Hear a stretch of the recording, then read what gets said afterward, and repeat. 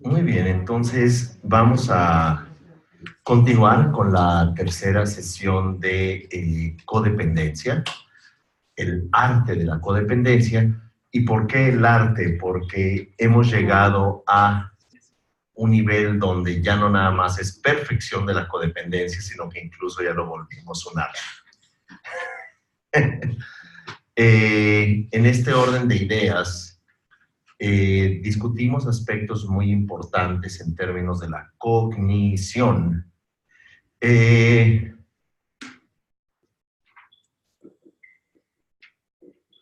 la cognición, primero que nada humana, con las características que discutimos. Hablamos del mundo como representación y aquello que llamamos dolor, pero si lo podemos ubicar en el contexto de trauma, que es algo que vamos a argumentar más adelante.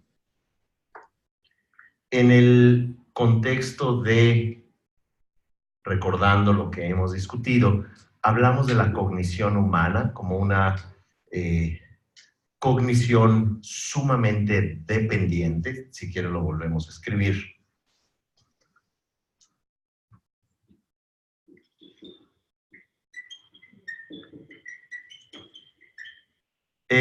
Un proceso lento y delicado, sin tener ahora necesidad de volver a reflexionar sobre este punto. Diríamos que esta cognición humana es una de la cual tenemos que darnos cuenta. Es así nuestra cognición. Nuestra experiencia de realidad tiene esas características. Y que por otro lado, cuando decimos representación de la realidad para la psicología budista, se plantea lo siguiente: nuestra realidad es representada, pero no nada más por el hecho de que interpretamos la realidad, porque eso, además de ser cierto, es mucho más profundo de lo que pudiera parecer en un comienzo. Esto es, que la representación de la realidad es una que tiene que ver con la representación de nosotros mismos. Imaginen el signo que en algún momento habremos visto alguna película o el cómic de Batman, en donde se proyecta el murciélago, ¿verdad? Pero en esta proyección, que no es de Batman, sino de nuestra mente, nuestra realidad es representada en toda su naturaleza, pero al mismo tiempo nosotros mismos nos representamos en nuestra representación. Uno piensa así: el mundo es como ir a el mundo es como ir al teatro. Entonces yo soy el que pone los actores, las actrices, los maquillistas o lo que fuere.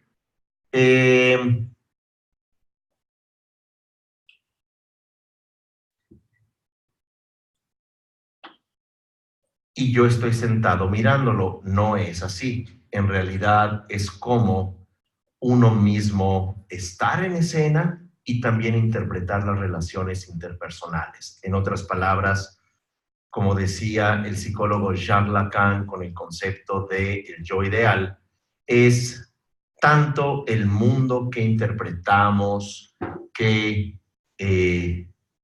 discernimos, que proyectamos, como se dice en la neurociencia hoy en día, el exocerebro, el cerebro que es proyectado hacia afuera para mirar su realidad, pero al mismo tiempo nuestro personaje es el que se representa. En otras palabras, nosotros mismos estamos representándonos, imaginándonos, proyectándonos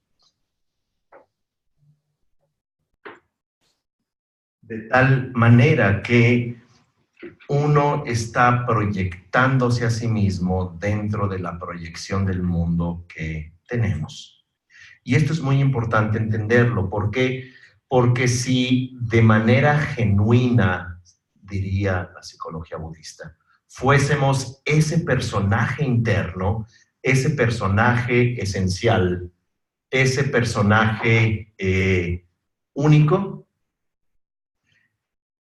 el mundo podría cambiar, pero nosotros seguiríamos iguales, porque entonces entraríamos en esta noción de una esencia propia, una tendencia natural, una personalidad inalterable, y en realidad, si observamos nuestras experiencias, nuestras conexiones, nuestra personalidad, es algo que vamos cambiando por, diría Freud, sobrevivencia.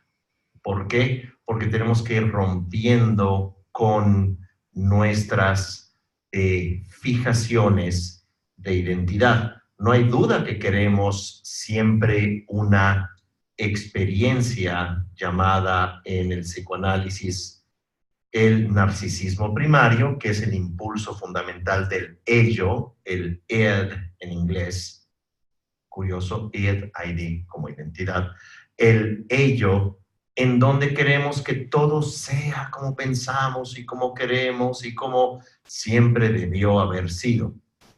No obstante, ante este principio antagónico de lo contrario al ello, llamado super yo, es como entramos en esta crisis cambiante que es aquello llamado el yo, que veía Freud, basado en principios hegelianos dialécticos, en que la síntesis, que es el yo de esas dos fuerzas opositoras, se encontrara en constante crisis, en constante angustia, en constante neurosis, usando sus propios términos ya centenarios, pero no obstante siempre vigentes en este contexto. De tal manera que la cognición como representación nos lleva a la reflexión que tuvimos la semana pasada. ¿Recuerdan el córtex órbito frontal en español, córtex órbito frontal, en inglés OFC, orbitofrontal cortex. Córtex o corteza, pero también se puede utilizar esa palabra en español. Es algo sumamente importante porque nos va a conectar a un lenguaje sumamente específico e importante, en donde construimos a través del lenguaje nuestra identidad. Y por otro lado, eso nos conecta al sistema límbico, que es nuestro, llamado por Goleman de esta forma, nuestro cerebro emocional, y que nuestro lenguaje va atado a nuestras memorias emocionales. Esto es sumamente importante que lo tengan en cuenta, porque si no, todo va a, o podría tener el riesgo de caer en una especie de superficialidad, como algo shallow, como se le llama. Dicho todo esto, de este lenguaje o posibilidad de construir lenguaje, es cierto, en los primeros años el niño no construye memorias, pero sí construye estructuras.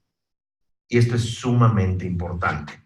Hay estudios, y no quiero hacer de esto una presentación académica, solamente tenemos 4 sesiones, como lo saben. Si bien no hay una memoria, hay estudios amplísimamente aceptados, no marginalmente aceptados, sino aquello que podemos llamar mainstream psychology, la psicología, vamos a decir, de corriente general, que se contempla que la construcción de nuestra identidad comienza desde el vientre materno y que esa construcción de identidad no viene de la memoria, recuerdo cuando estuve en el vientre. Eso cerebralmente es imposible, hablando en términos neurocientíficos. Pero sí tenemos una construcción emocional en términos, algo muy importante, en términos como menciona este importante psicólogo con más de 36 publicaciones. Tengo aquí anotado, ¿dónde tengo anotado su nombre? Cyril Lux, ahorita mismo se los... está acá. Un segundo. Que es importante, este es un psicólogo de nacionalizado francés, pero sí ciertamente su apellido no es Csikszentmihalyi. Boris Cyrulnik, ahora mismo se los anoto.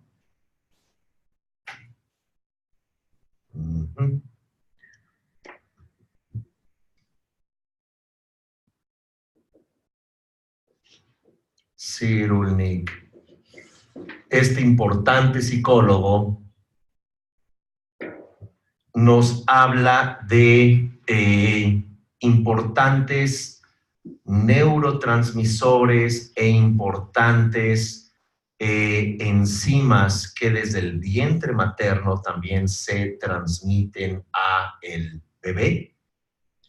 Y en este sentido, ya que comenzamos a crecer como niños, es decir, una vez nacidos, salidos del vientre materno, todos estos procesos, aunque no haya una memoria, sí hay una, vamos a decir, delicadísima construcción emocional a partir de estas nimiamente desarrolladas órbitas prefrontales y la memoria formal, pero comenzamos a construir básicamente algo que a través de endorfinas, a través de dopamina, a través también de disparos sinápticos en el cerebro, y esto también lo tienen los animales, siendo que somos también animales, es aquello que nos lleva o a ser aceptados en el nido, en la manada de cachorros o en el entorno familiar, en el contexto humano. Allí se juega si nos sentimos aceptados o no. Ahora, ¿qué pasaría si no somos aceptados? Si no somos aceptados, comienza un proceso que, en términos de un golpe, un trauma, un proceso de sobrevivencia, donde básicamente nos ocupamos, nos parapetamos en aquello que tradicionalmente llaman los psicólogos, y lo extendió y universalizó Daniel Goleman, diciendo la respuesta fight, pelear, o flight, huir. Y es muy interesante porque pequeños cachorros, polluelos, humanos, podemos tener, y siempre los psicólogos, por tratar de hacerse famosos, acuñan diferentes términos. Les llaman trastornos de apego, attachment disorders, ¿verdad? A veces también le pueden llamar, como argumentaremos más adelante, trastornos de personalidad narcisista, ese es otro término. Otros le llaman simplemente trastornos adictivos. De cualquier manera, poniendo este marco teórico de esta tercera sesión, es importante entender el contexto. en nuestra representación propia, en nuestra representación del mundo. Tenemos una muy dependiente, lenta y delicada construcción, o argumentaríamos co-construcción de realidad. ¿Por qué? Porque nacemos en un mundo en donde somos enteramente dependientes del entorno, no se diga de padres, no se diga de alimentos, no se diga de cuidados. Y hay algo muy importante que dice el experto en adicciones Gabor Maté. El niño quiere saber de presencia. Él hace la comparación con los perritos, chanchitos, gatitos, ¿verdad? Que juegan. ¿Han visto a los cachorros jugar? Bueno, supongo sí. Siempre juegan cuando están supervisados por un adulto. Nunca se ponen a jugar cuando sienten que no están en su territorio o no están protegidos. Algo muy similar ocurre en un contexto humano. Los niños no juegan si no sienten ese lenguaje. ¿Pero cómo si todavía no hay lenguaje? Cuando tienen 3 meses de nacidos, 8 o 15 meses de nacidos. No, pero sí hay un lenguaje que pudiéramos llamar es un lenguaje representacional, es un lenguaje de presencia, es un lenguaje que no quiero nada más llamar corporal, pero es un lenguaje de presencia que hace que el niño pueda jugar solo, pueda jugar con otros niños, ¿verdad? Pero que siempre se encuentre ese contexto. Cuando no hay la presencia protectora o amorosa, empiezan ataques de soledad, trastornos de personalidad en niños de meses de nacidos. Esto es importante. Por otro lado, cuando no hay una presencia amorosa, cuando no hay una presencia protectora, o si de pronto toda esta pedagogía que se cuestiona, aunque está tristemente extendida en la pedagogía mundial de cómo tratar a los niños, cuando los padres dicen, tiempo fuera, esa es la peor estupidez que podemos hacer. Según Gabor Maté, cuando dices tiempo fuera, les estás diciendo a tus hijos, te estoy condicionando el amor.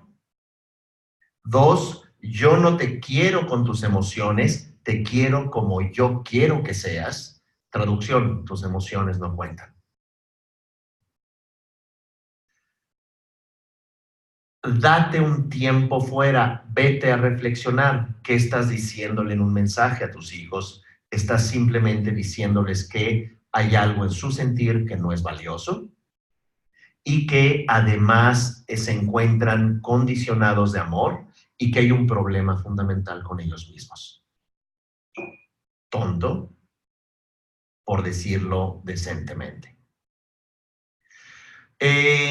Por otro lado, estos diálogos de que nadie te va a querer, mira cómo te ven los otros, si tú no eliges qué quieres ser, si tú no te portas bien, mira cómo todos te ven como idiota. Eso también hace que ellos comiencen a sentir un problema de rechazo desde la infancia. Entonces, esta representación que para todo cerebro, es más, ya no digamos cerebro, toda célula vegetal o animal, sin importar el asunto en este instante de self-awareness, todo organismo vivo representa la realidad porque unos procesan la energía a través de fotosíntesis, otros a través de digestión con 3 o 4 estómagos, otros a través de comer plantas, otros a través de comer carne, otros animales, otros a través de campos magnéticos, otros a través de feromonas, otros de ecolocación, es decir, imágenes a través del eco. Y toda esta construcción de cada organismo, incluidas las plantas, es una representación. Ahora, cuando estamos hablando en términos de una representación consciente de uno mismo, que además agregas lo emocional, aquí ya nos ceñimos a las células animales, es decir, desde un pulpo, como dice el neurocientífico Anil Seth, que también puede tener conciencia, que también puede tener sentimientos, miedo, angustia, estrés, amor, juego, ¿verdad? Una enorme cantidad de animales juegan. Bueno, en el caso humano, sin entrar en una disertación demasiado rebuscada, en el caso humano, la representación es como en la primera sesión mencionamos, María Montessori le llamaba introyección y niños esponja, no relación con el carácter de los dibujos animados, pero porque absorben no nada más aprendizaje en términos conceptuales, aprenden un lenguaje emocional que los va a representar en ese mundo que están aprendiendo. De tal manera que en este contexto, la representación es cuando nos lleva al trauma, si bien es muy importante la construcción humana de nuestra realidad, la representación de nuestra realidad. La infancia no es destino, ¿verdad? No determina la infancia, queremos pensar, pero sí precondiciona.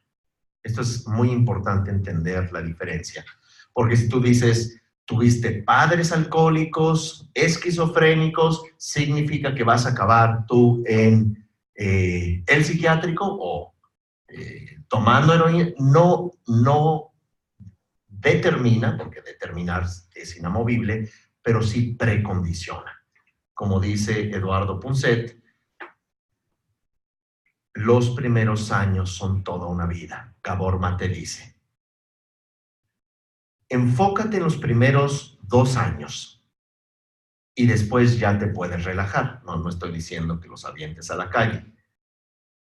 Pero los primeros 2 años, según sus estudios, estoy tratando de recordar el título de su libro, que habla sobre esto, son fundamentales y después ya te puedes relajar. ¿Por qué? Porque es el momento fundamental en donde la construcción lingüística, prelingüística, es decir, no es yo me llamo, tú eres mi mamá y mañana voy a ir al cine, es decir, claro que reconocen mamá, claro que hay un lenguaje, pero no es tan complejo a los 2 años como a los 5, pero los primeros 2 años crean la estructura de la representación en el contexto de conexión. Conexión es el punto más importante. ¿Por qué? Porque no nada más el cerebro está estructurado para conectarse a su entorno, es para crear bonds, vínculos, para crear la posibilidad emocional de conectarte al mundo y ser una persona, digamos así, valiosa, relevante, reconocida. En muchos círculos psicológicos le llaman ojos de amor. Y esto es sumamente importante porque es el momento en que todas las células del cuerpo, incluidas suprarrenales, que tienen que ver con adrenalina y epinefrina, incluso en nuestro cerebro, donde empieza a haber una estructura donde reconoces, digamos así, clan, tribu, familia, en el momento en que eres condicionado a no ser amado, a que tu presencia estorba, a que no pueden contener tu, digamos así, ira, a que estás solo sin la posibilidad de conectar con algo, ¿qué vas a hacer? Vas a crear conexiones disfuncionales con tu primer entorno. Y estas conexiones disfuncionales crean un dolor muy importante porque ¿qué es lo que hace un cerebro humano? No estoy diciendo como un objeto. Lo que hace la mente humana es buscar identidad. ¿Y cómo lo hace? A través de buscar conexión. Pero ¿qué sucedió en los primeros años? La primera conexión fue una conexión de dolor, una conexión de ausente, violenta, condicionada, y lo primero que va a crear es ese trastorno donde el niño comienza a entretener pensamientos obsesivos y donde va a vivir la conexión de su primera tribu como algo antagónico. ¿Y qué va a pasar al muy poco tiempo? Me estoy refiriendo cuando entre en la prepubescencia, ya que no hay conexión a la familia o a la madre o al padre o al clan, va a buscar conexiones que se llaman conexión de pares. ¿Quiénes son aquellos que hacen una conexión de pares?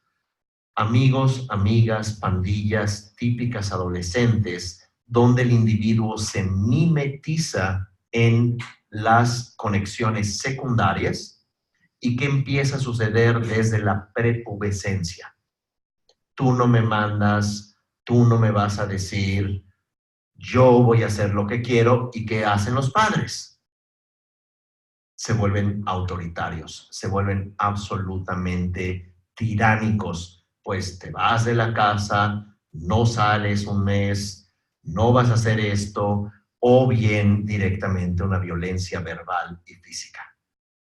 Y estos siguientes golpes son simplemente la constatación de que no hay estos vínculos de identidad en el primer círculo, que es un círculo, no dijimos determinante, pero sí dijimos sumamente importante, sumamente precondicionante. Sería radical llamarlo destino, pero a veces parece imposible salvar a estas personas. No es determinante porque no existe la ley universal de la mente, pero es extraordinariamente complejo. Esta situación es una donde usemos términos porque son un abanico de términos, muchos se conectan y otros tienen precisiones uno con otro, pero es cuando vienen los trastornos de conexión, los trastornos de apego, cuando vienen los disorders, que son los trastornos. ¿Por qué? Porque no hay un orden en términos de pertenencia, en términos de conexión. Estos niños, cuando son muy pequeños, tienen que hacerse de diálogos internos y estar todo el tiempo allí. Y si uno realmente quiere dañar a sus hijos, les da una tablet. Porque allí encuentras un enorme problema. No la realidad, pero la verosimilitud. Encuentras caras felices, encuentras bromas, encuentras capacidad de relacionarte a personajes ficticios, encuentras la ventana al mundo. ¿Para qué? Para ver las conexiones humanas que no tienes fuera de la pantalla. Y aquí lo que sucede es que empiezas a conocer las conexiones humanas en términos de violencia, en términos de códigos, usos y costumbres. Y luego vas a empezar, así te vendan la idea de que ahora con la nueva tablet van a aprender a tocar el piano y a unir líneas y palitos. Obviamente el daño es enorme y aunque suene un comentario relativamente retrógrado de mi parte. Según expertos en trastornos emocionales, una tablet debería ser dada únicamente por objetivos de investigación, con supervisión en todo momento a partir de los 8 años, según Gabor Maté, e incluso debería extenderse hasta los 12. ¿Por qué? Porque muy fácilmente a los 7 años los niños pueden buscar pornografía. ¿Qué hay de malo en la pornografía? No es la forma como los humanos se conectan afectivamente. No es de que haya algo malo en la sexualidad, pero eso no es realidad de la sexualidad humana ni del afecto humano, pero que tienes a un niño trastornado viendo la verosimilitud de una unión sexual con en ocasiones golpes, con en ocasiones violencia, con en ocasiones diferentes formas de conectarse de una forma distorsionada e imprecisa, solo por mencionar uno de los diferentes efectos que se tiene en el mundo que comienza con dibujos animados graciosos que te enseñan a contar y a leer los colores, pero entendámoslo, como se dice en inglés, people. Entendámoslo. Los seres humanos estamos cableados para tener conexión con otros humanos, no para ver caras en internet, no para ver monitos enseñándote colores. Lo que necesitan obsesivamente, necesitamos los seres humanos, es una conexión humana. No necesitamos amigos de Facebook porque ninguno es un amigo. No necesitamos que un amigo le ponga like porque ese amigo en realidad no te aprecia. Y eso es algo fundamental en términos de entendimiento, que la verosimilitud de la realidad es una realidad distorsionada en donde la adicción a una conexión se va a tener. ¿Por qué? Porque no fuimos procurados de una conexión amorosa. Hay estudios amplísimos y que son parte del DSM-5, ¿verdad? Este manual de Diagnostics of Mental Disorders, etcétera, que nos dice existe el trastorno de personalidad narcisista. ¿Y qué significa esto? Que el niño no tiene otra opción más que parapetarse en sí mismo para crear o buscar conexiones con sus pensamientos obsesivos, con seres en la verosimilitud, normalmente en tabletas o normalmente en internet, y eventualmente en la prepubescencia, en la preadolescencia, ya comenzar a buscar un peer connection, una conexión de pares, porque no hay una conexión de clan. Y como siempre los humanos, como se menciona sociológicamente, somos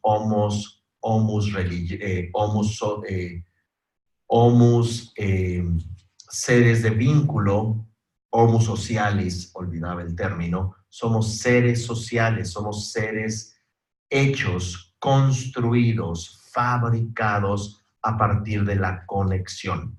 Si les contaron la historia del frijolito y la cigüeña, temo decirles que no existe.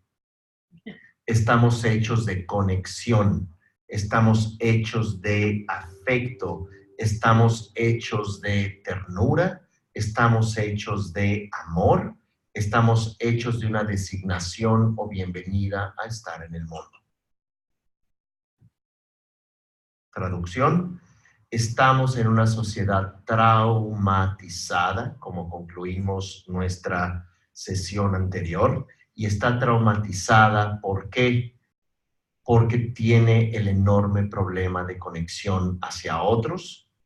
No hay una forma de conectarse sanamente a sí mismo. ¿Por qué? Porque no hemos tenido las herramientas para crear una conexión con otros desde épocas o momentos cruciales. Y lo que les quiero comentar como parte del el trastorno de personalidad narcisista, la causa principal ocurre desde el vientre materno. Es decir, puede ocurrir desde no deseo este hijo. O qué estorbo, me ha arruinado la vida. O encima tengo que aguantar esto, que no nacen sonrientes y además no pueden hacer de los que no comen y no lloran y no despiertan. No. Digo por si estaban planeando.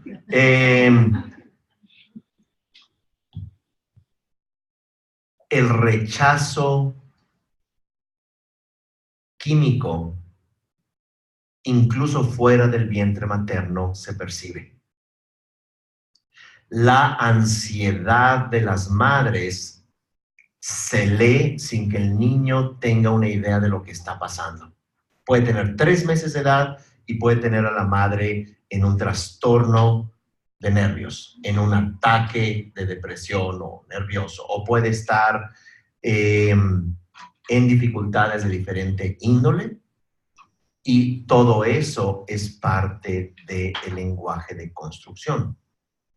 Bueno, de alguna manera hemos viajado por nuestros primeros 3 puntos desde la sesión pasada. Y en términos de lo que nos conecta a estos incisos que fueron introductorios y subincisos, tocamos la parte de trauma que luego vamos a tocar en términos de adicción-codependencia como compensación. De tal manera, déjenme, voy a poner en blanco la imagen. La intención era que Silvia no tomara la foto. No, simplemente ponerla en blanco. Ya está. Así de pronto se puede leer mejor. Así que en esta idea, en esta noción de trauma, que como mencionamos la sesión anterior, está estrechamente vinculada a un trauma físico, y la razón que ese término se ha mantenido en psiquiatría y psicología es porque las mismas áreas del cerebro se activan cuando recibes un golpe emocional que una daga o un golpe físico en tu cuerpo. No es especulación, es la misma área del cerebro que se activa en términos de enorme pánico, enorme dolor. De tal manera que en esta noción de trauma que ponemos acá, resquebrajamiento y obsesión, es que el niño sigue buscando conectarse, pero busca conectarse de manera obsesiva, con pensamientos, con diálogos personales. No es lo mismo un niño jugando completamente solo, huyendo de sí mismo porque todo lo demás es terror para él, que padres amorosos que jueguen, y aunque no jueguen, porque no necesariamente la realidad socioeconómica no te dice vas a estar allí jugando todo el día con el niño, pero sí dar una presencia de amor o una presencia, así estés ocupado, tener una presencia para una contención, para una construcción humana, una representación de sí mismo y del mundo que sea funcional. Hay estudios amplios que niños con trastornos en los primeros 2 años van a ser niños que requieren atención muy profesional por los siguientes 20. Es así de grave, es así de importante, y les recuerdo que no son meras anécdotas pseudocientíficas, sino que desafortunadamente hay un amplísimo campo de investigación. Desgraciadamente, ¿por qué? Porque se da más a menudo que lo que podemos pensar este tipo de trastornos en los vínculos humanos. Bueno, ¿vamos bien hasta ahora? ¿Sí? Bueno, no sé si bien por las caras de preocupación, ¿verdad? Así que en la pausa, si gustan ir a desamarrar al niño, pudiera ser un buen consejo. No, es broma. Si es que lo dejaron, bueno, parece broma, pero una amiga hace muchos años, psicóloga alemana, atendía casos de niños amarrados a la cama, niños amarrados al mueble en Alemania, ¿verdad? No estoy diciendo que no sucede en México, porque los padres, por ejemplo, si eran muy pequeños, se preocupaban que rompieran un cristal o pudieran asomarse al balcón y les amarraban por horas. En fin, es hasta, en este caso, innecesario entrar en datos, pero son muy recurrentes en términos de este tipo de trauma, en este tipo de problemas de desconexión. Bueno, aquí, en términos de un dolor que hemos hablado, trauma, conexión, surge un problema de vergüenza. Y el punto de shame, como se le dice en inglés, la vergüenza es una parte muy importante de la representación que hemos argumentado hasta este momento. ¿Qué significa vergüenza? Vergüenza es soy inadecuado, no soy suficiente, pero peor aún, no soy digno de ser aceptado, no soy digno de ser amado. Vergüenza, soy sucio, soy pecador, podemos usar incluso el término, soy impuro, soy un asco. Y esto lo podemos ver en dinámicas de pares, dinámicas de niños con niños, ¿verdad? Cuando digo en masculino es porque no soy un político y licenciadas y licenciados, ¿verdad? En castellano se dice en masculino y abarca a todos. Así es el castellano, así es el francés. Si están en una campaña política, por supuesto, digan mujeres y niñas y niños, pero eso es castellano para ahorrar todos estos términos, ¿verdad? Digo, aclaro para que no surjan todas estas ideas de me están excluyendo. Si no, bueno, pues hay que ir a replantear todo el lenguaje. En fin. De cualquier manera, las conexiones entre niños, cuando, por ejemplo, está el fenómeno del bullying, está el fenómeno de agresión de un grupo a un niño en particular, es interesante cómo funciona la vergüenza. Ejemplo, lee o se burlan de ese niño porque no tiene unos tenis determinados, o porque es un poco bajito, o porque es un poco gordito, o porque lo que fuere.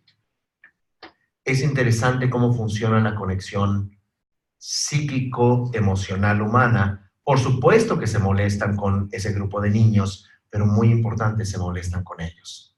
Cómo quisiera no ser gordito, cómo quisiera no ser bajito, cómo quisiera tener esos tenis, esos zapatos, lo que fuera. Y es interesante porque, visto desde la psicología budista, porque la representación de uno y del otro son exactamente iguales. Una representación, vamos a decir, es una coreografía donde nosotros somos el actor de la puesta en escena de nuestra proyección lingüístico-emocional. Y esto es muy importante en psicología budista cuando se dice namtoks o vikalpas, que significan piezas o componentes concepto-emocionales.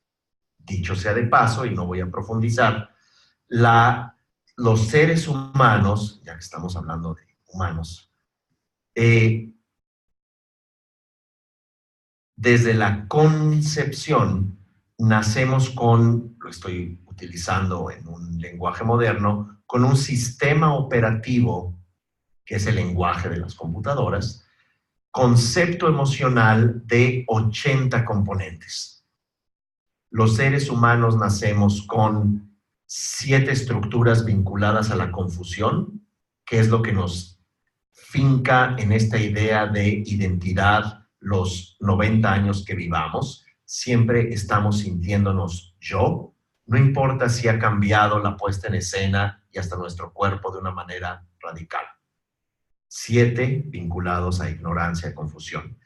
33 vinculados a la agresión, y la agresión es una forma de sobrevivencia, es una forma de apego en sentido contrario para mantener esa identidad propia del yo, ¿vale?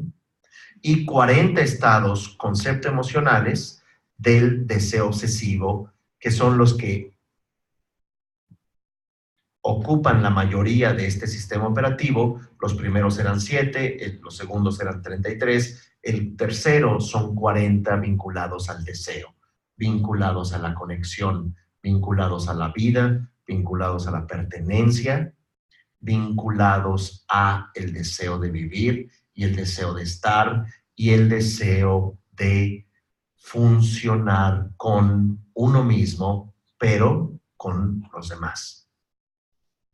Y esto es sumamente importante. ¿Por qué? Porque este sistema operativo que desde el vientre materno se constituye y 30 minutos después de morir se deconstruye, pero esa es otra historia. Esta es la base fundamental de nuestro lenguaje emocional, y que no importa, ya lo sabemos, cuán premios Nobel podamos ser, o autores de cuántos libros, o reconocidos líderes de organizaciones humanas, incluido maternidad o matriarcado.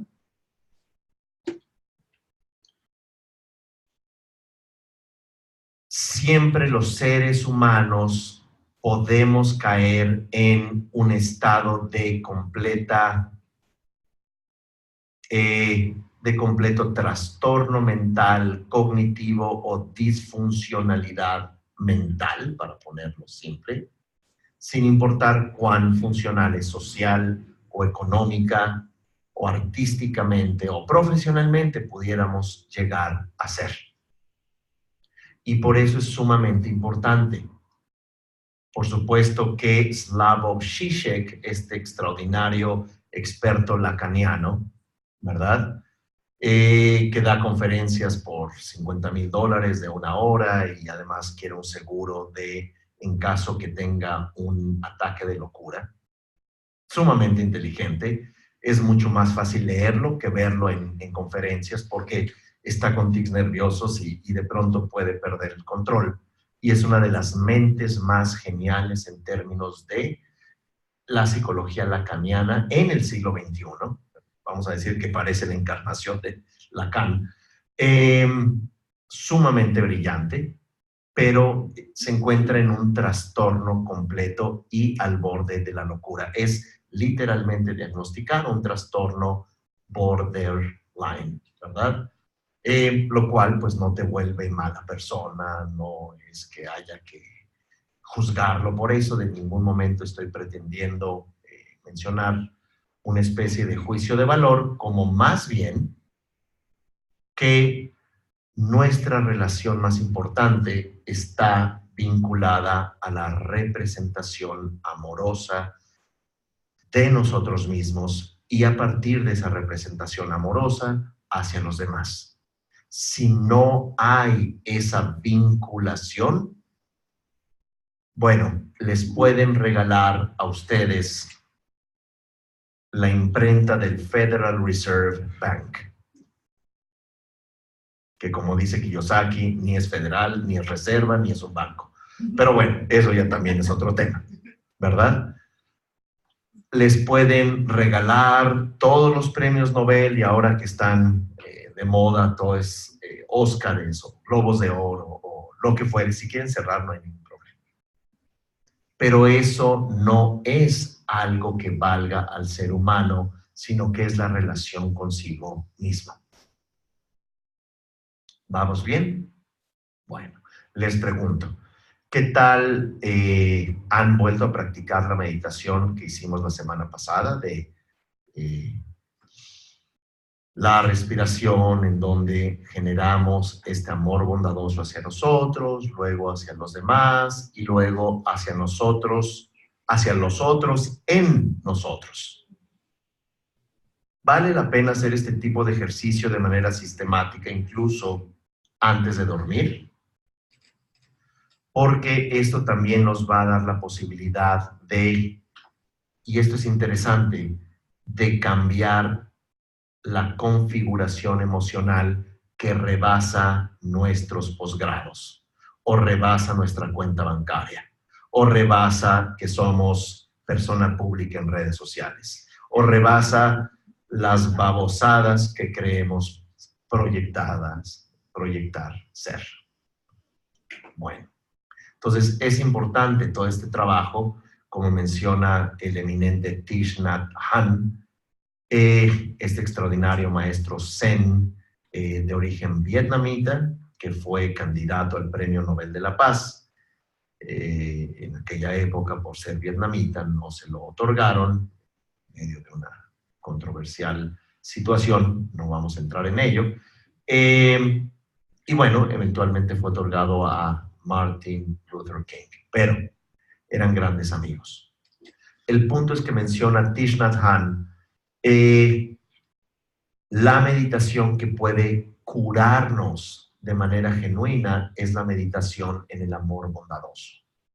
Metta. ¿Por qué? Porque, y esto se ha visto, no importa si tu mundo se derrumba y se destruye.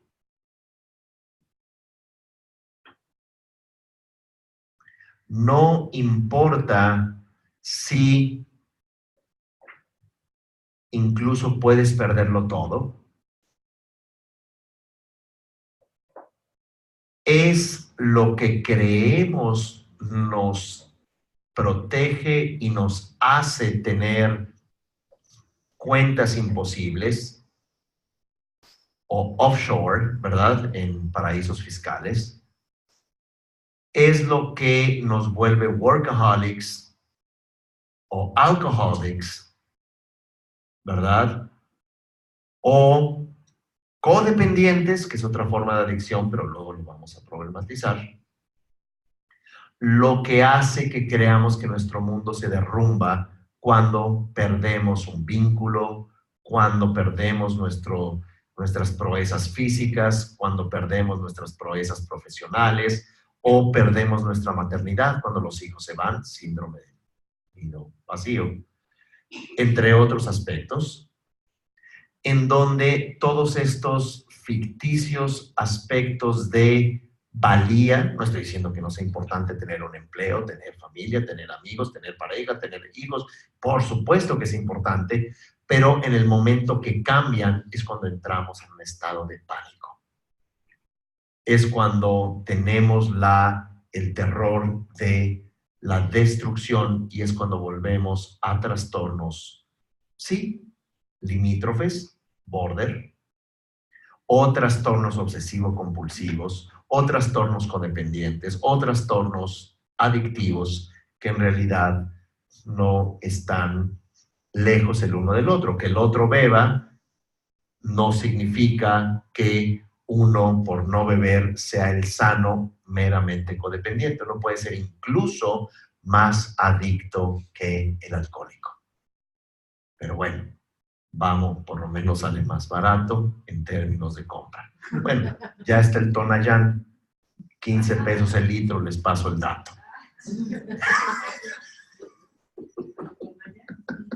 Por eso te deja ciego. No, bueno, pero estamos hablando del precio. Sí, y todavía le buscan el negrito en el arroz.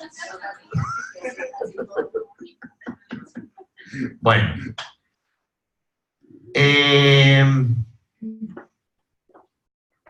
Así que vamos a tocar este cuarto punto, continuar profundizando en esta idea, de allí pasarlo a adicción, cognición obsesiva, y de allí pasar al término codependencia, que pensamos es distinto a la adicción, que no lo es tanto. De allí la intención es que podamos, además de una discusión teórica, podamos hacer una práctica, ¿verdad? Más guiada, más narrada, en términos de soltar, en términos de una forma de, o un preámbulo de el amor bondadoso, es el aprender a soltar o bien a disculpar, pero esto va a ser el preámbulo explicativo de la meditación del día de hoy, que todavía no voy a tocar, ¿de acuerdo? Les recomiendo de manera muy importante el seminario que va a comenzar el 21 de, disculpen, el 18 de febrero. Se llama El Genuino, creo que ya me perdí en fechas. Próximo 4 de enero es puente oficial, es asueto oficial, por lo cual el próximo lunes no nos vemos acá porque es un asueto nacional, ¿verdad? Por lo que el 11 de febrero es la última sesión de codependencia. Por lo que, ya hice cuentas, el 18 de febrero es cuando empieza el seminario El Genuino Corazón de la Tristeza, el cual estriba en relacionarnos en aquello que llama Jon Kabat-Zinn Full Catastrophe Living, viviendo con completa catástrofe. No estoy diciendo que haya que vivir deprimidos, estoy diciendo que hay que vivir con las implicaciones que tiene la propia existencia y que aquello que tratamos de manera somera, es decir, corta y general, en psicología budista llamado con la luna en el corazón y el sol en la cabeza, que es un concepto extraordinario que da Trungpa Rinpoche. Vamos a trabajarlo con sus implicaciones. ¿Por qué? Porque es una forma genuina de relacionarnos con la experiencia de nuestra vida y con la experiencia con los demás. Aquí nos enfocamos en codependencia y el genuino corazón de la tristeza está vinculado a un entrenamiento a nuestra experiencia mental, nuestra situación emocional y lo que constituye estar vivo desde que nacemos hasta que muramos de una forma genuina y, dicho sea de paso, sana. Entonces, les recomiendo mucho el que puedan también profundizar en los seminarios que se ofrecen como parte también de un entrenamiento. ¿De acuerdo? ¿Alguna pregunta? También quiero dejar un poco espacio para que no se encienda el ventilador del cerebro, si es que no ya tiene encendido 15, 20 minutos. Y aquí hay una pregunta, me parece. Tonatiu, ¿y qué podemos hacer cuando ya nos hemos... Bueno, lo voy a leer sin micrófono. ¿Y qué podemos hacer cuando ya nos hemos dado cuenta de todo esto? En mi caso me cuesta trabajo socializar y en muchos sentidos me siento como el patito feo.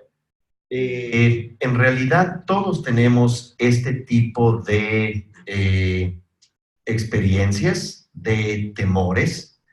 Por supuesto que el dar una píldora mágica o un mantra mágico o una sola estrategia no nada más sería injusto, sino que también deshonesto.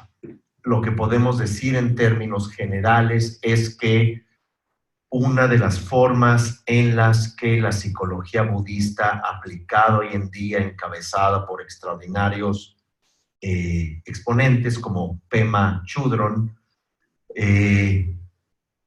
autora de Cuando todo se derrumba, Los lugares que te asustan, etc. Jack Kornfield, experto en mindfulness, pero trabaja con Meta, con amor bondadoso. Por supuesto, Thich Nhat Hanh hace un trabajo extraordinario también en términos de un trabajo cognitivo y emocional.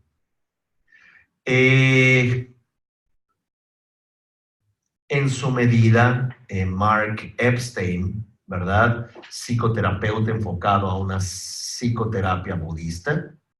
John Wellwood, que tiene un extraordinario libro que se llama Psicología del Despertar. También hace trabajos, es decir, no estamos partiendo, como dicen en inglés, de el rasguño, ¿verdad? From scratch. Es decir, no estamos ahora simplemente diciendo, mire, piense y sea feliz. Hay trabajos muy precisos. Una de las recomendaciones en general es una buena terapia con un buen terapeuta, evidentemente que tenga una formación seria.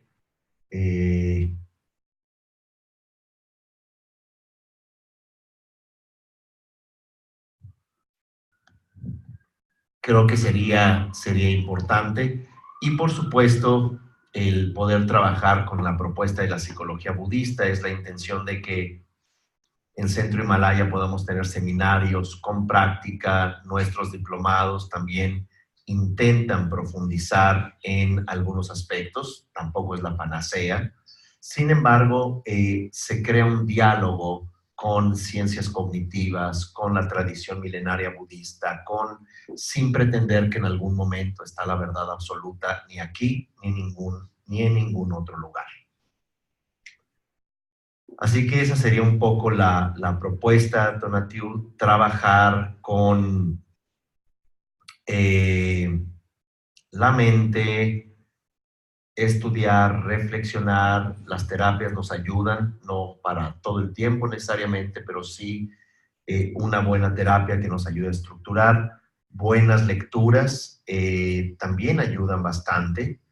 Y no el proceso de meditación en sí mismo como una obsesión religiosa. Hoy en Tantra, en el diplomado de Tantra mencionaba, si ustedes esperan que Vajrayogini, que Garuda Rojo, si ustedes esperan que Chakrasambhara o Vajrakilaya, que son aspectos búdicos de enseñanzas profundas, vayan a evitar que uno no muera de esclerosis, o van a evitar que uno no muera, o van a evitar que se mueran nuestras relaciones más significativas e incluso las más insignificantes, van a acabar decepcionados de lo que plantea el budismo. ¿Por qué? Porque no es un refugio para personas que están huyendo de sí mismos, ¿verdad? Todas estas formas y estos mandalas es para deconstruir una ilusión basada en la fijación del yo y que podamos descansar en la genuina cognición, que es lo que se llama intrinsic awareness, o el estar consciente intrínsecamente, desprovistos de la fijación del lenguaje y desprovistos de la fijación de la identidad, que como dice el budismo, tarde o temprano se resquebraja.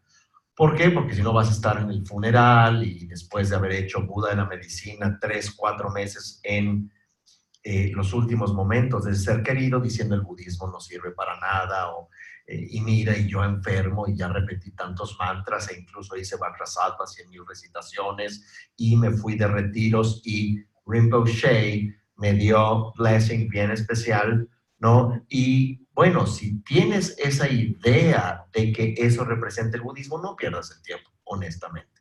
¿Por qué? Porque entonces es una pérdida de tiempo.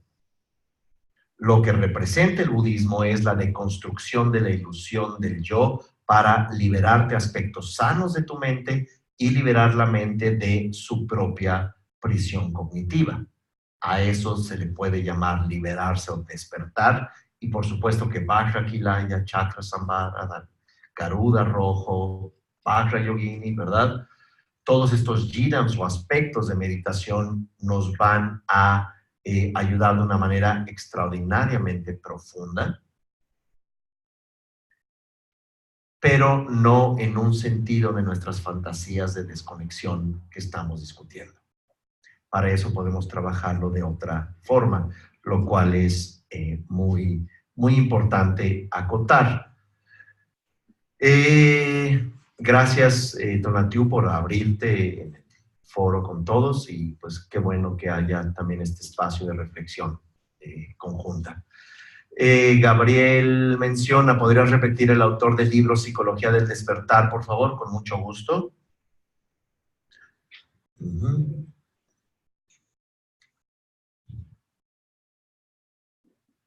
John Wellwood. Digo, hoy en día ya pueden los buscadores tener, nada más voy a poner los autores, Mark Epstein,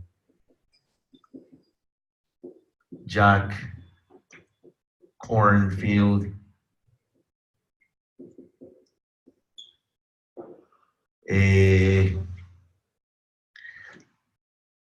bueno, aquí sin de plano no voy a ser bueno en escribir el nombre. Es vietnamita el nombre, entonces con toda seguridad no voy a haberlo escrito bien. Thich Nhat Hanh, en fin, tiene varias N's y H's, pero si lo buscan así, Google te va a preguntar, ¿quisiste decir Thich Nhat Hanh? Oh, está buscando Fidel. No, el punto es que sí nos ayuda a entender, y bueno, Pema Chodron, clásica, por supuesto muy profunda, no es, pero es mucho más conocida. Correcto. Lau, con micrófono si gustas para que te escuchen, por eso leo las preguntas. Claro que sí, Lau, ya está encendido y si gustas apagarlo al final. Gracias. Sí, ¿podrías repetir la frase de Trungpa Rinpoche que decías con la luna en el corazón? Y el sol en la cabeza. El sol en la cabeza. Que ese es, bueno, todo un planteamiento teórico que vamos a reflexionar, vamos a meditar y discutir en ello. Gracias, Lau. Alfredo. Gracias. Ya está encendido, Alfredo. Es que déjame... Sí, quería preguntar ¿qué posibilidades tenemos de una recuperación de estos? No sé si sí, está bien. A ver si se escucha mejor. Parece que sí. De recuperaciones de estos trastornos y estos problemas que se dan desde la niñez, incluso los trastornos obsesivos compulsivos. Sí. Que he oído que no tienen una cura, que las personas tienen que vivir con esos trastornos de por vida. Incluso, ¿qué esperanza tenemos cuando uno de los grandes exponentes de la psicología lacaniana tiene estos trastornos borderline que no puede superar incluso a través de todo este conocimiento que tiene, ¿no? Sí, bueno, un poco la reflexión de Slavoj Žižek es que, pues ciertamente todo ese conocimiento teórico no aporta a un trabajo necesariamente terapéutico. Ahora es muy interesante lo que mencionas en términos de aquellos que opinan que no hay cura y aquellos que opinan que hay, y me gusta mucho cómo usa el término Gabor Maté, dice, no hables de curar, sino habla de sanar.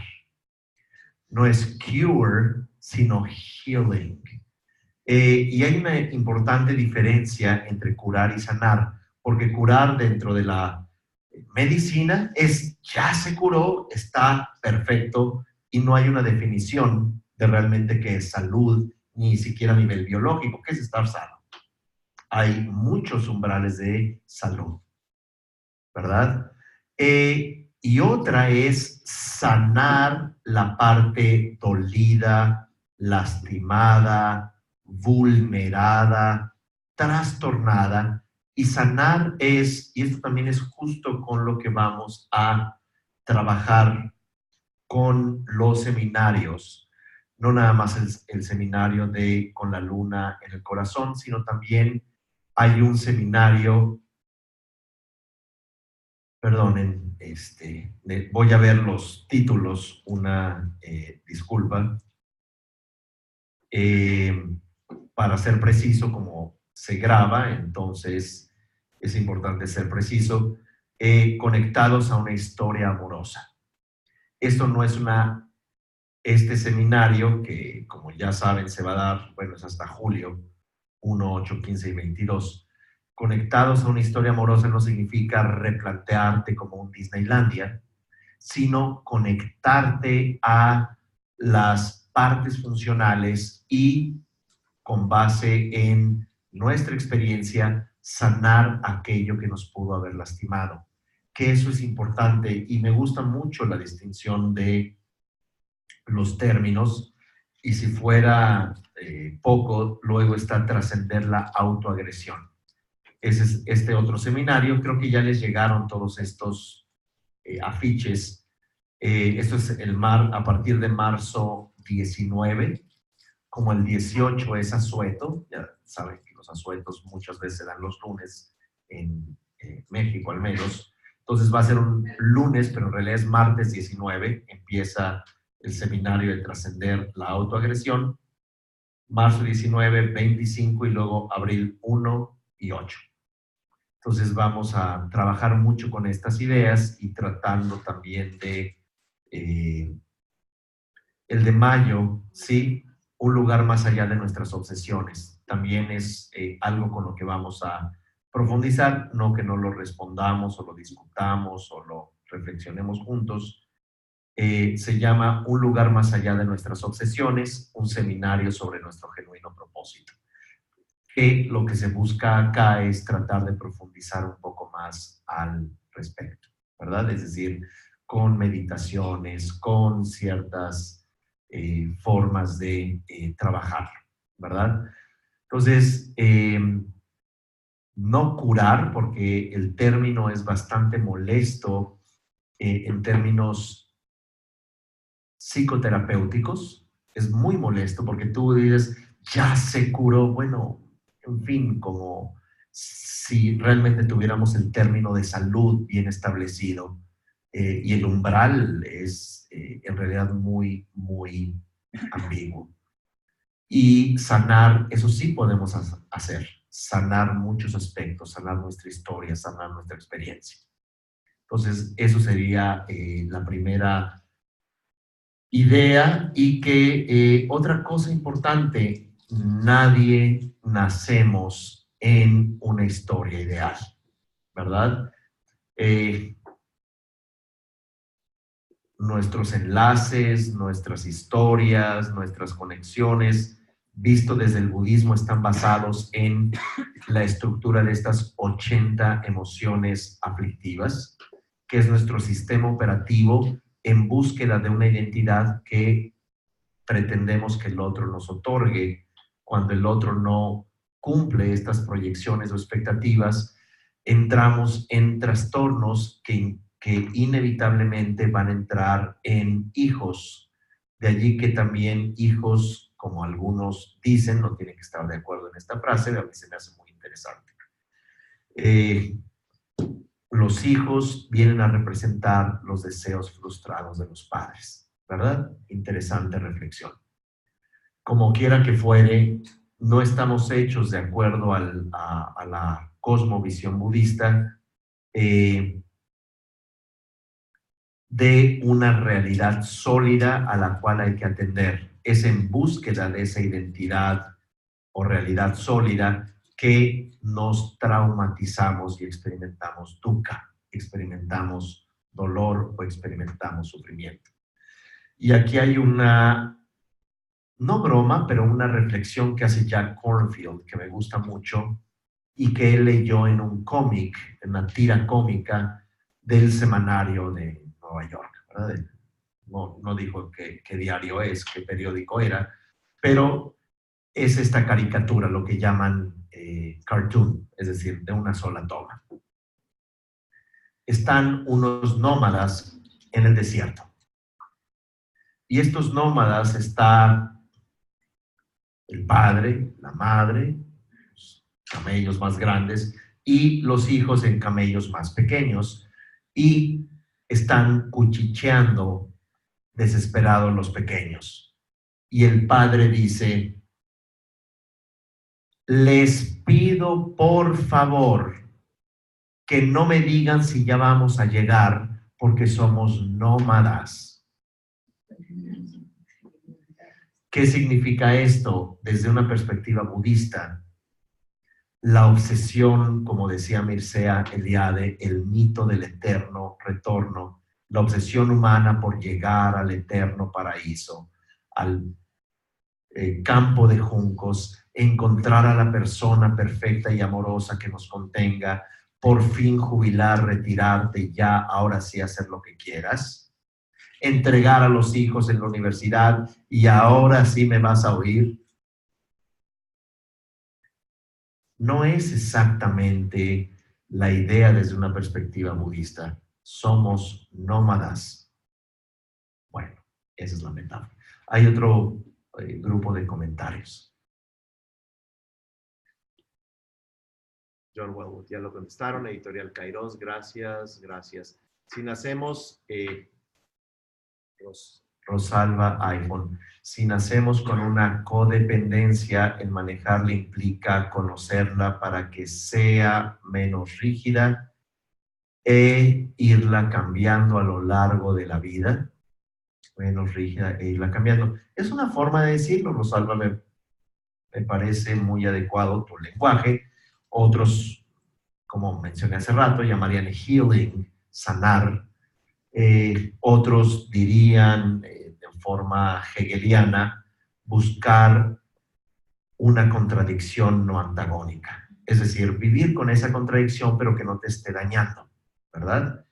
La vida es una contradicción. Todo el tiempo estás empujando biológicamente, está tu sistema inmunológico dando golpes, ¿verdad? Es una contradicción la vida. Está todo el tiempo empujando por la muerte. Estamos en una contradicción tratando de hacer sentido cuando hay toda una serie de fuerzas que también nos llevan a de pronto no encontrar sentido. Entonces, podríamos decir una relación amorosa con nuestras propias contradicciones. Bien, creo que esta fue la última, sí, ¿verdad? ¿Alguien más quisiera comentar algo? Muy bien. Bueno, no me han dicho como... no me gusta el ejemplo, pero ¿por qué estoy feliz? Bueno, porque ya encontramos la forma de silenciar todos los micrófonos. Entonces, no sé si ya notaron que se cerró una idea, que más o menos se entendió un poco mejor, que no se interrumpía por apaga tu micrófono. Bueno. ¿Alguna otra pregunta antes de echarnos a llorar? No, perdón, de continuar y meditar era lo que quería decir.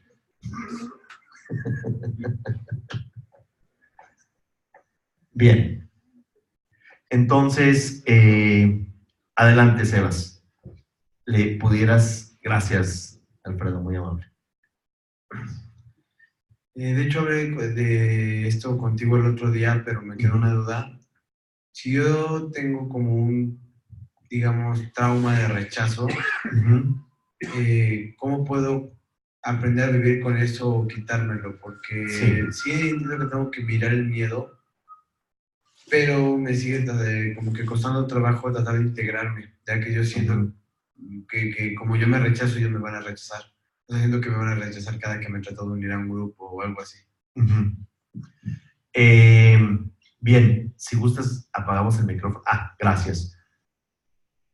Es complejo lo que tú mencionas. En ocasiones el fenómeno también de bullying, que bueno, ya es un anglicismo universalmente aceptado, es uno donde el desarrollo natural de la psicología humana es uno donde pasamos de conexión primaria, que es la conexión primaria a el clan, la tribu, la familia, ¿verdad?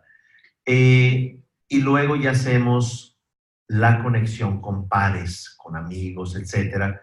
Y es aquí donde psicólogos han observado una muy importante fase en donde hay que respetar, aprender a respetar al otro en los entornos de pares. No me refiero en el salón de clases exclusivamente, que ya se controla mucho más el bullying en un entorno supervisado, pero por ejemplo en el patio, por ejemplo en los tiempos libres. Es allí donde pueden haber también formas de agresión y formas de dolor muy grande, en donde uno pudo o puede recordar o no esos eventos traumáticos a la hora de hacer conexiones de pares, de iguales, pero aunque uno no lo recuerde, nos puede costar mucho esfuerzo, o bien puede también producirse porque la conexión primaria en ocasiones puede tener algunas alteraciones. Lo importante acá es que no, y esto es muy sutil, pero muy importante, no pretendamos una cultura culpígena desde donde alguien debe ser responsable, un padre, una madre imperfecta, porque pues hasta donde sé no hay padres perfectos, ¿verdad? Ni hasta donde veo ninguno de nosotros somos perfectos, pero lo que sí podemos hacer es comenzar a observar ese sentido de inadecuación. Hay formas, lo que también pretendemos con todas estas discusiones y con estos breves ejercicios es que podamos también trabajarlos, ¿verdad?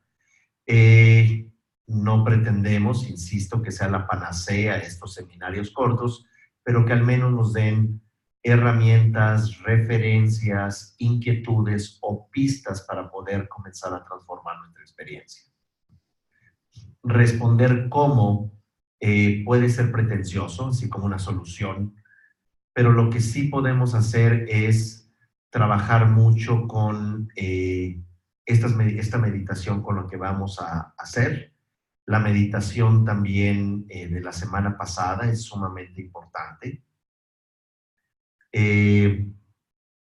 Voy a citarles esto me parece haberlo mencionado en psicología budista, pero lo voy a volver a mencionar.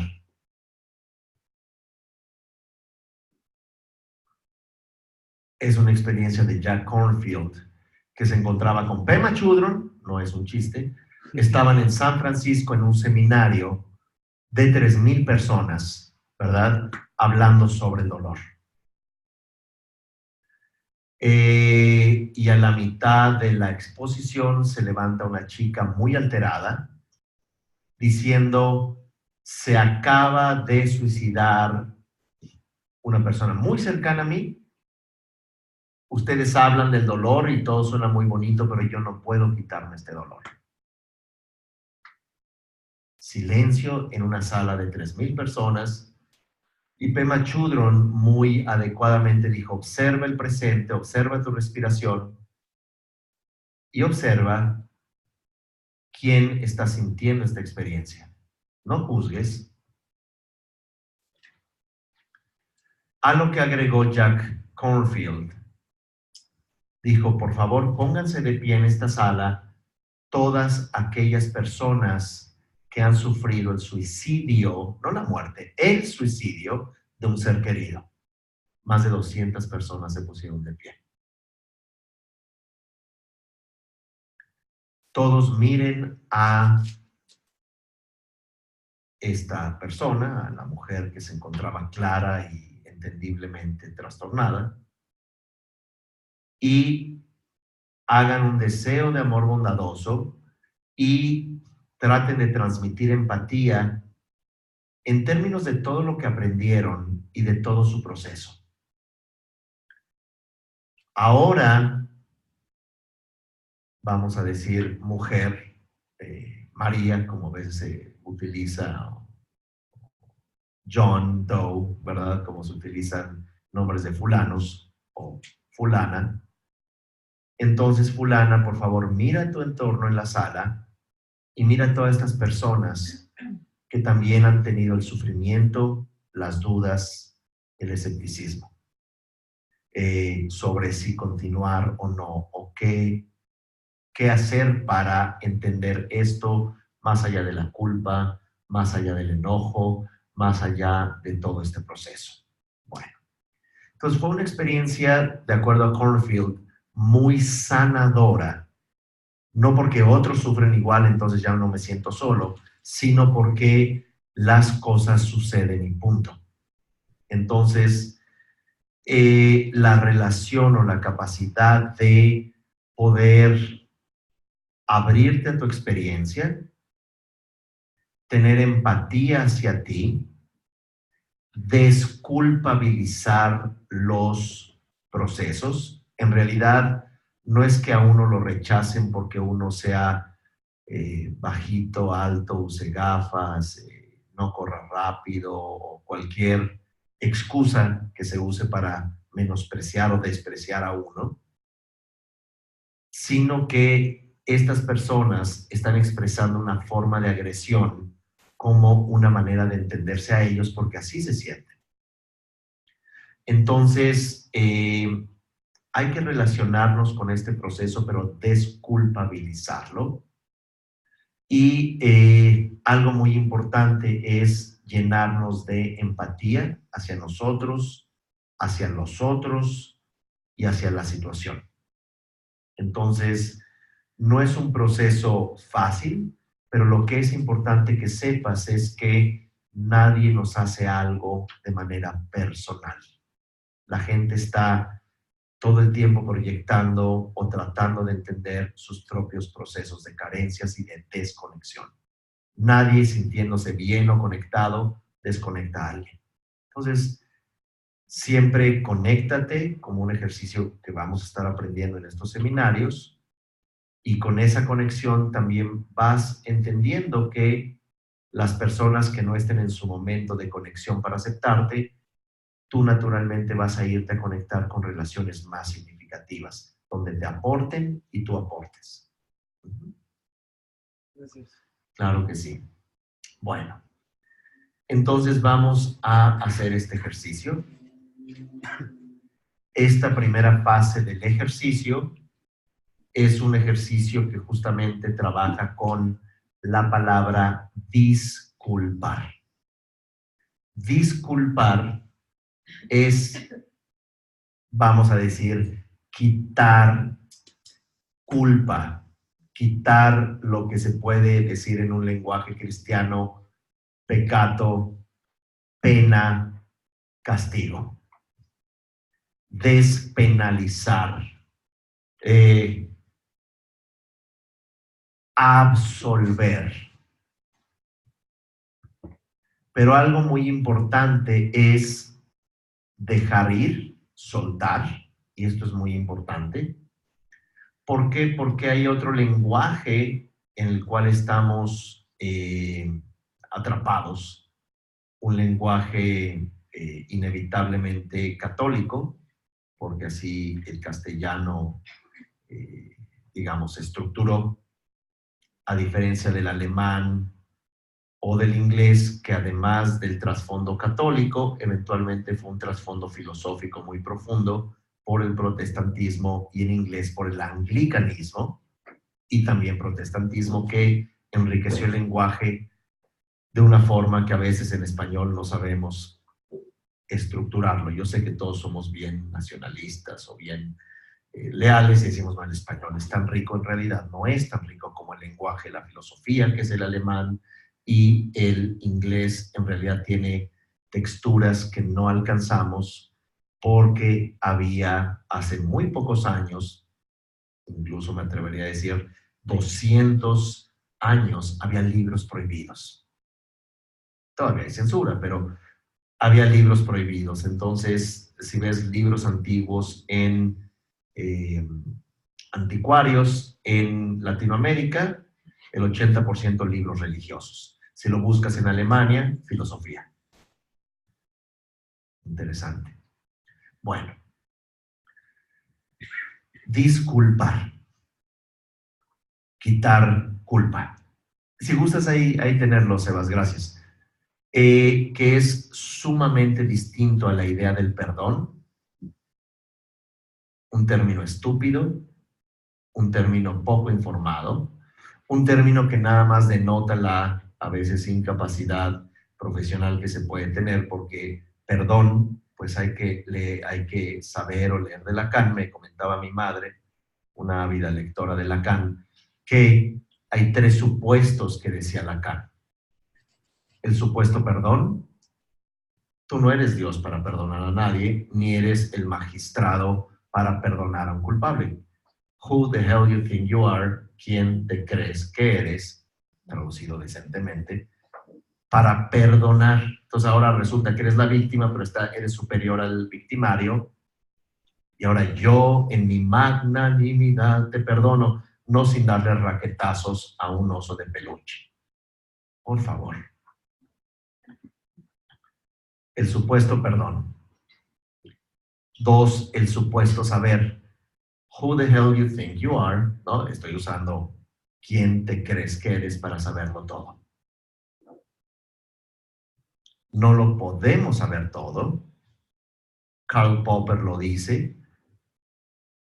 Por el hecho que nuestro conocimiento es limitado, nuestra ignorancia, por consecuencia, es ilimitada. Quien te diga que lo sabe todo, dile muchísimas gracias, le llamo mañana. Bueno. Y la supuesta moral. Ya no voy a decir el mismo mantra. ¿Desde qué ángulo pretendes que tú ves las cosas? ¿Desde una ética perfecta o desde valores incuestionables? Digo, hay que estudiar un poco de antropología para darnos cuenta de esto. ¿Desde dónde miras a la moralidad de una civilización, tribu, etcétera? Entonces, bueno, lo que nos importa es el supuesto perdón. El perdonar, pues, legalmente un presidente da su presidential pardon, ¿verdad? El perdón presidencial. Bueno, pues al menos en un gobierno presidencialista es la persona más importante, ¿verdad? O el magistrado o la Corte Suprema perdona, o en términos religiosos, quien cree en un Dios, Dios perdona. Entonces, ¿quién te crees para perdonar? Así que la palabra disculpar puede ser mucho mejor. A veces le llaman forgive en inglés en lugar de pardon. Y disculpar no nada más quita culpa, despersonaliza, sino que también nos permite soltar. Y esto es algo con lo que vamos a trabajar más adelante. Entonces, es interesante, hoy lo veíamos en Tantra.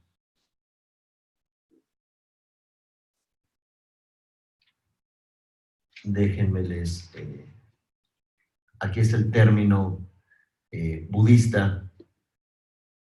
Se llama Deshaya. Bueno, no los quiero llevar a otra cosa, nada más que el término de concientizar acciones negativas, que es lo que estoy tratando de comentar, se llama Deshaya. Desaya, pero es con Deshaya o Gyupa en tibetano, es una práctica sumamente importante.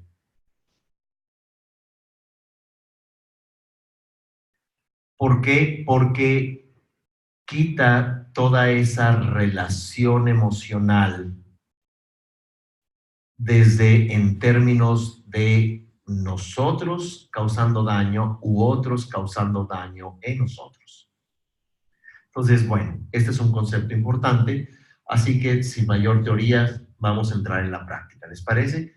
Nada más que cuando escuchen la palabra no voy a decir deshaya ni concientizar, solo voy a decir disculpar a falta de mejor término, que no entendamos que somos magnánimos y estamos perdonando al mundo porque somos increíbles.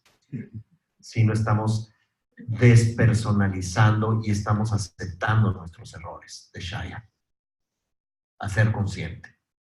Que no significa golpearte en el pecho, soy una basura, o el mundo es una basura. Eso sí se llama transferir culpa, transferir responsabilidad. Eso sí se llama no te perdono, o algo por el estilo, ¿verdad? Así que bien, entonces vamos a entrar a, bueno, no es la imagen adecuada, pero bueno, ahí la dejamos que está bonita. Práctica.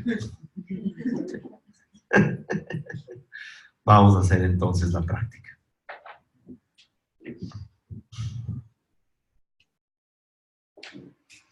Les comento nada más la secuencia. Deshaya, esta práctica de concientizar acciones negativas, o en el lenguaje un poco más práctico, disculpar. Significa que, y este es uno de los elementos de purificación de karma más importantes, es, primero que nada, nos disculpamos hacia otros, nos disculpamos con otros. Es como sacar de tus bolsillos toda la arena, ¿verdad? Y decir, acá está, todos los gránulos de karma negativo. El Buda a veces comparaba cada acción negativa con un grano de arena, ¿verdad? Sacas completamente y lo aceptas, sin esconder nada, sin exagerar, pero tampoco sin suprimir, solamente aceptas. Y hay algo muy importante en términos de deshaya, que también en la tradición budista haces una especie de homenaje a quien dañaste. Esto, bueno, tengo ese hábito. Nama Bandhana es punto número 1, homenaje, postraciones, pero es, por ejemplo, en ofrendas de humo, puya, también es una forma de purificar aceptando. Se hacen 35 budas, etc. No los quiero confundir a quienes son más nuevos, pero lo que quiero decir es que hay una base en la psicología budista importante. Bueno, todo esto en términos de lo siguiente. Vamos primero a reconocer nuestras faltas, a disculparnos con otros, si es una meditación guiada. 1. 2. Luego vamos a disculparnos a nosotros mismos. Y 3. Vamos a disculpar a los otros de cualquier transgresión o falta que puedan haber incurrido o hecho a nosotros. ¿De acuerdo? Bueno, no lo tienen que anotar ni memorizar. Vamos simplemente a practicarlo, nada más para que sepan un poco por dónde vamos. ¿De acuerdo? Bueno, ya pueden quitar la cara de angustia, ya voy a dejar de hablar.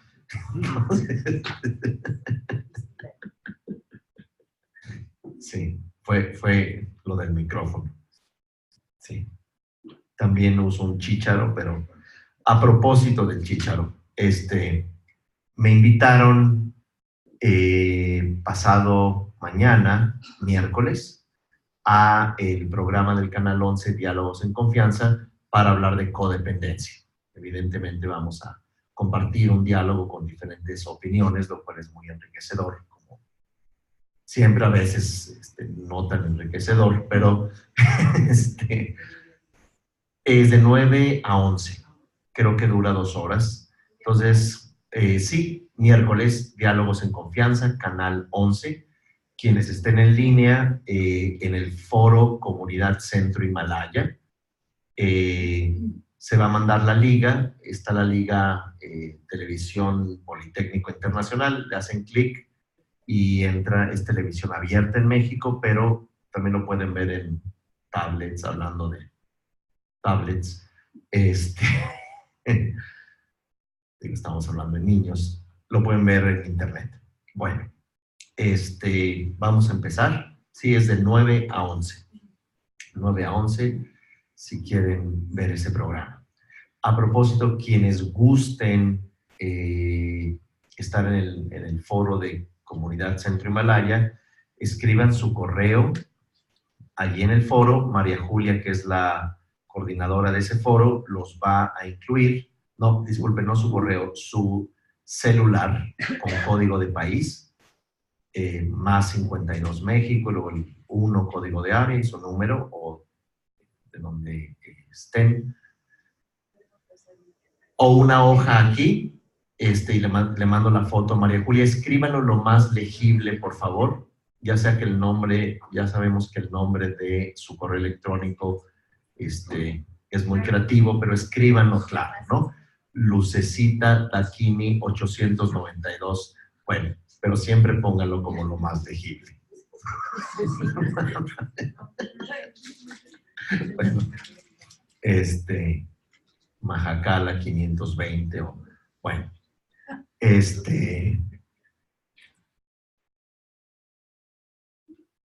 entonces, bueno, si gustan ser incluidos, y luego se les manda el reglamento del foro, no compartir buenos días, ni cadenas, ni mensajes de robos en supermercados, ni nada de eso. Bueno, entonces, bueno.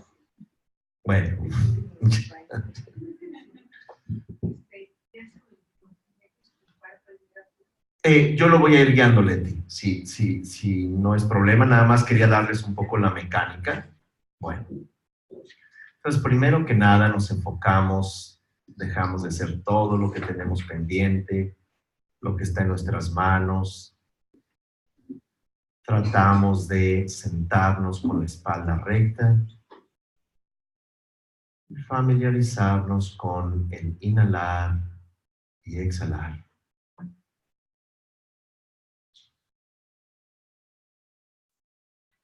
Cada vez que inhalamos, sentimos fuerza. Y cada vez que exhalamos, en este caso, nos enfocamos en la relajación consciente.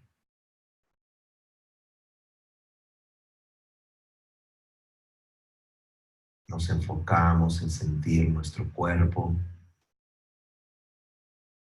nuestra integridad. Sentimos nuestro cuerpo vivo, desde la respiración hasta el cosquilleo de nuestra piel, la sensación de tener un cuerpo.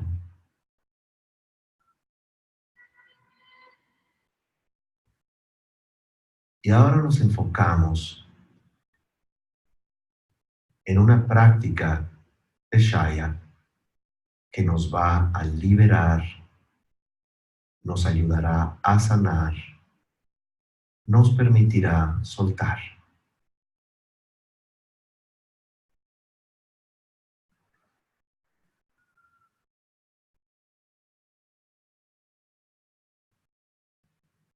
Y primero nos enfocamos en el hecho que hemos lastimado a muchos seres.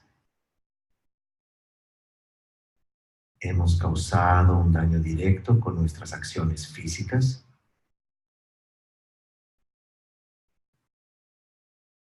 No nada más seres humanos, sino incluso hemos quitado la vida posiblemente a animales, ya sea de manera deliberada o incluso de manera inconsciente al caminar.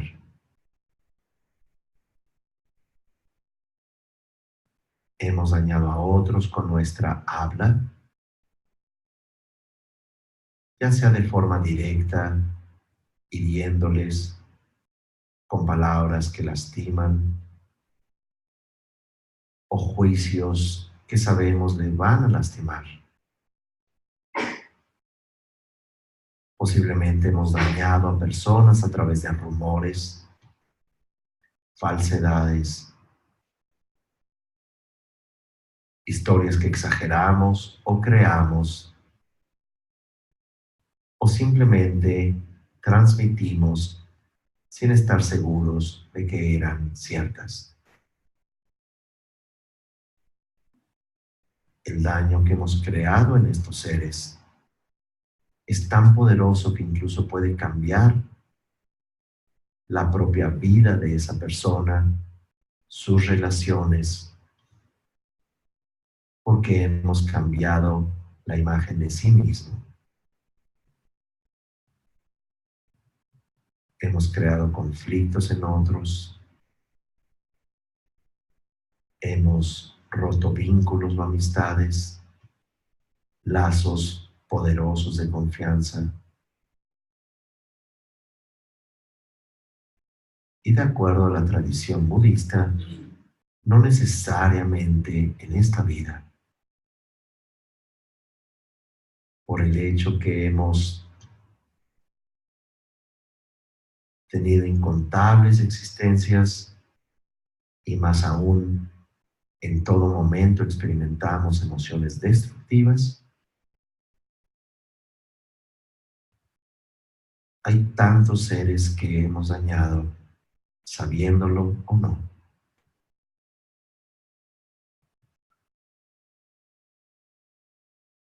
A todas estas personas y a todos estos seres nos dirigimos.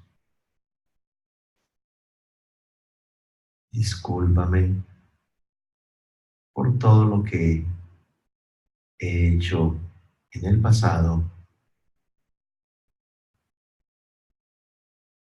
todo el daño, los trastornos, herir los sentimientos, la idea de sí mismos,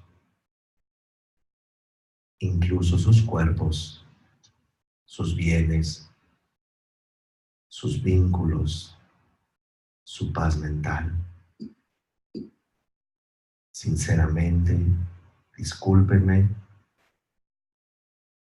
por todo lo que hice en el pasado, por todo aquello que pueda estar haciendo en el presente. Discúlpenme por lo que pudiera hacer en el futuro. Discúlpenme de manera abierta y honesta, sabiendo el daño que yo mismo he causado, sabiéndolo o no. Discúlpenme completamente. Abro y reconozco mis faltas.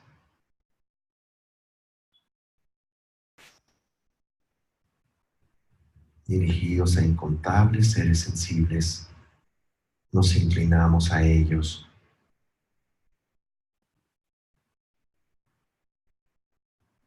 Reconociendo nuestras faltas, y al inclinarnos hacia ellos nos tocan en la cabeza disculpándonos, soltando ese vínculo injusto, inadecuado, inconsciente en realidad.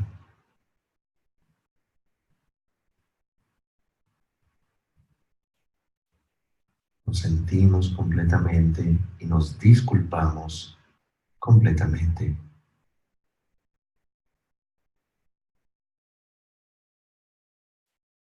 Volvemos a nuestra respiración.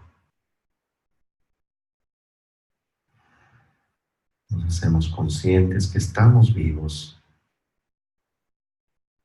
que estamos aquí, que nos tenemos a nosotros. Y ahora nos dirigimos a nosotros mismos y nos pedimos disculpas. Discúlpame por haberte abandonado, lastimado, no apreciado, por haberte sometido a situaciones riesgosas, injustas, por crear vínculos disfuncionales, por tolerar lo intolerable,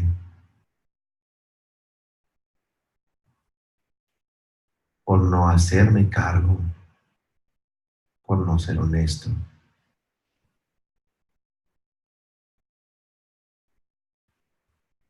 por los resentimientos, por controlarte con miedos. Discúlpame, discúlpame completamente.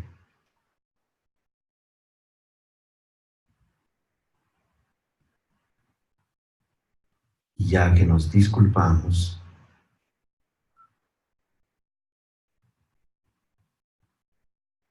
nos inclinamos como si nos miráramos en una imagen frente a un espejo.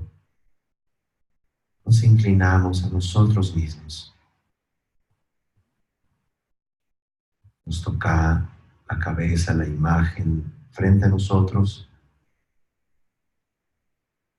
Con gran alivio nos dice: te disculpo completamente.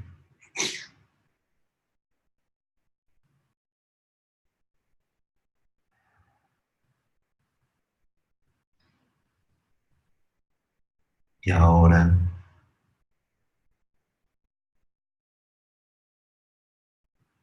nos enfocamos en todos los seres sensibles una vez más.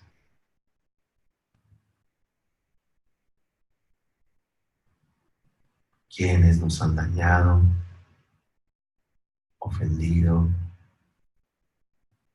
lastimado, física, emocionalmente. Quienes nos han quitado lo más preciado, quienes nos han alterado o juzgado injustamente, donde han actuado inconsciente e injustamente, cuando lo que merecíamos era el menos respeto.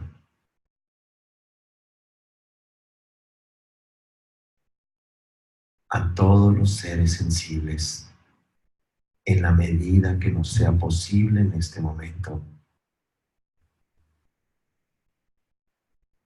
los disculpo en la medida de mis posibilidades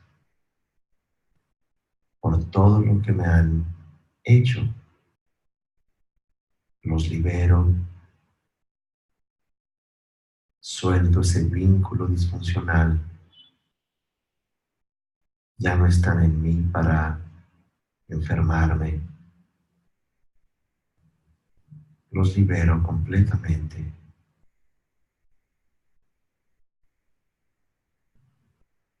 Quienes puedan en el presente también estar dañándome, los libero completamente.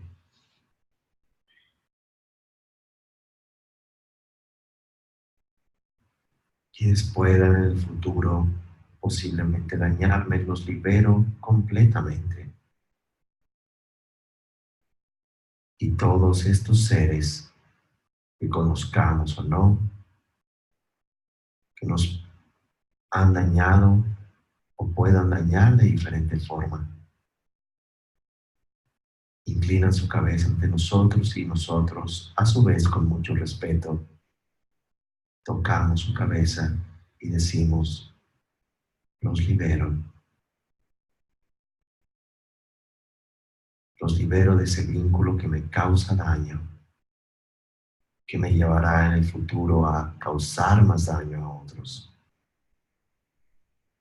Los libero en la medida de mis posibilidades, completamente.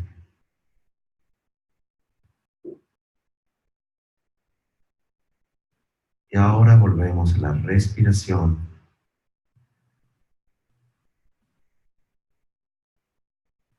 sintiéndonos completos, sintiéndonos dignos, sintiéndonos sanados, sintiéndonos capaces,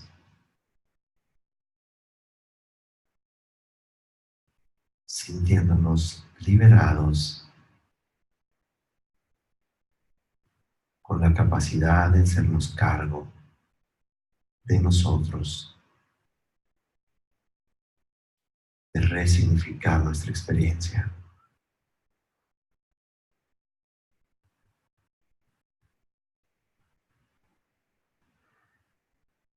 Y poco a poco vamos saliendo del ejercicio con mucha claridad, viendo posibilidades y sabiendo que hacemos esto por sanar a nosotros y al mundo.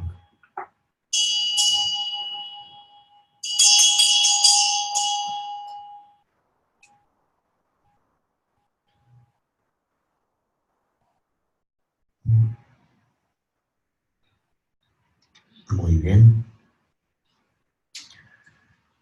Gracias. Nos vemos en 15 días. Que estén muy bien y ojalá que puedan practicar este ejercicio. Traten de anotar llegando a su casa. Gracias a todas y a todos.